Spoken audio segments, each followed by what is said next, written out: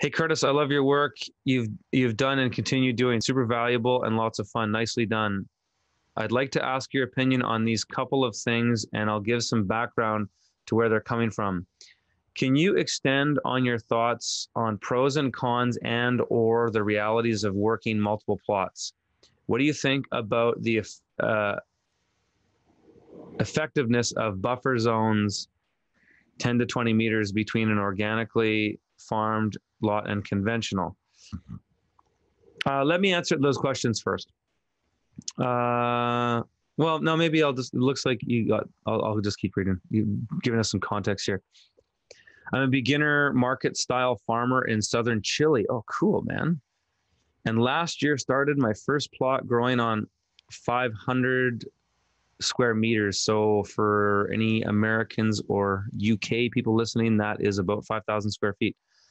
On a peri-urban lot that I own, but I recently moved to a different region, and I've been looking for a place to continue the project and want to jump up to 1,000 square feet or 10,000 or 1,000 square meters or 10,000 square feet for the coming season. I'm not really in a position to buy, and so looking for a rental or other arrangement. It's been really helpful to go back and reread the parts of your book that touch on the subject.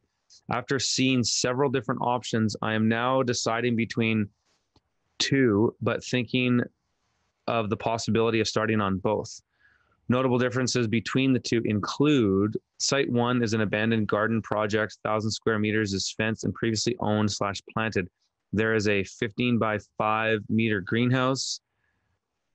So that's a decent, that's a 45 by 15 foot. Well water is piped to the site 5 minutes from my rental house and the town where most of the market is. It's on and in the middle of the conventional cattle farm where they do pesticide applications through irrigation once a year in the fall. Through the irrigation. Okay, well, that's not so bad as spraying. Site two, natural pasture with light horse grazing, at least over the last 8 years. Well water piped to within 200 meters. Needs fencing. Is a really start from scratch site, 10 minutes from my home and market. Space to expand beyond to 1,000 square meters in the future. All of the characteristics I've looked at are very similar. I hope this is an okay format for the question. Thanks a ton. That's a great format for the question. I like how you gave me your questions up front and then gave me your context. That's a great format. So what do I think about the effectiveness of buffer zones? Yeah, I mean, this is just the reality of organic agriculture, and most farms that I've visited, the hundreds of farms that I've visited over the last 10 years, they all deal with this. And there are standards that if you're certified organic, you're going to follow. And there might be different standards in naturally grown. I'm not too sure. But,